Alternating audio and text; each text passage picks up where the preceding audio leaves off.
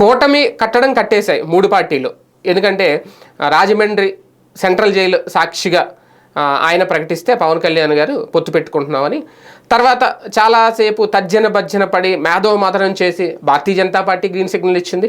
ఎట్టకేలకైతే మూడు పార్టీలు కలిసాయి. కానీ ఎన్నికలు దగ్గర పడుతున్నాయి, నామినేషన్ పర్వం కూడా దగ్గరికి వచ్చేస్తుంది, ఎన్నికల తేదీ దగ్గరికి వచ్చేస్తుంది, పట్టుమని 40 రోజులు మాత్రమే సమయం ఉంది. ఇంకా ఎవరి దారి వాళ్ళది అన్నట్టుగా ఉంది. పొత్తు అయితే పెట్టుకున్నారు అంతే, సీట్లు అయితే సర్దుబాటు చేసుకున్నారు అంతే. కానీ మొన్న చిలకలూరుపేట సభ మినహాయిస్తే, ఎందుకంటే అక్కడ నరేంద్ర మోడీ వచ్చారు కాబట్టి, ఉమ్మడి సభలు లేవు, ఉమ్మడి ప్రణాళిక లేదు, ఉమ్మడి మేనిఫెస్టో లేదు, ఉమ్మడి ప్రచారాలు లేవు, ఉమ్మడి వేదికలు లేవు.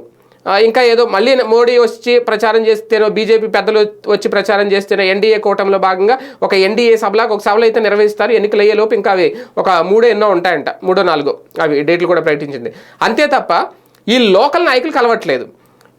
చంద్రబాబు లేదంటే నారా లోకేష్, పవన్ కళ్యాణ్, పురంధేశ్వరి వీళ్ళ ముగ్గురు కలవచ్చు, వీళ్ళ ముగ్గురు కలిసి సభలు పెట్టచ్చు, లేదంటే మాజీ అధ్యక్షుడు సోమవీరాజు గారితో కలిసి పెట్టచ్చు. లోకల్ నాయకులు లేరా, బోళ్ళ మంది ఉన్నారు.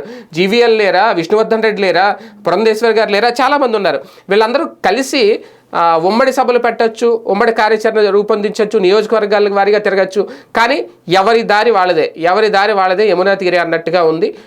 పేరుకే కూటమి కట్టారు, పేరుకే కలుసుకున్నారు తప్ప అంతకు మించి కారణం ఏంటి అంటే సీట్ల సర్దుబాటు విషయంలో ఏర్పడిన వివాదాలు ఏవైతే ఉన్నాయో, అభిప్రాయ భేదాలు ఏవైతే ఉన్నాయో అవి ఇంకా తీరలేదు. అది అసలు కారణం.